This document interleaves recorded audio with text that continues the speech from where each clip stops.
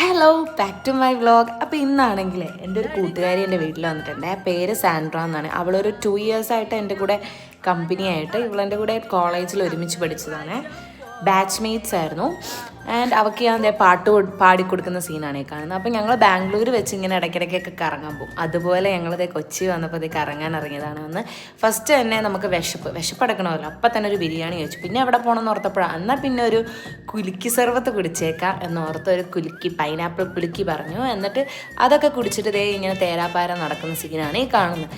അപ്പം നമുക്കിങ്ങനെ വെറുതെ ഇങ്ങനെ നടക്കുമ്പോഴത്തേക്കും ഒരു സന്തോഷമൊക്കെയാണ്. ഞാൻ ഇച്ചിരി ഹൈപ്പർ ആക്റ്റീവാണ് ഇവളുടെയൊക്കെ കൂടെ പോയി കഴിയുമ്പോഴത്തേക്കും.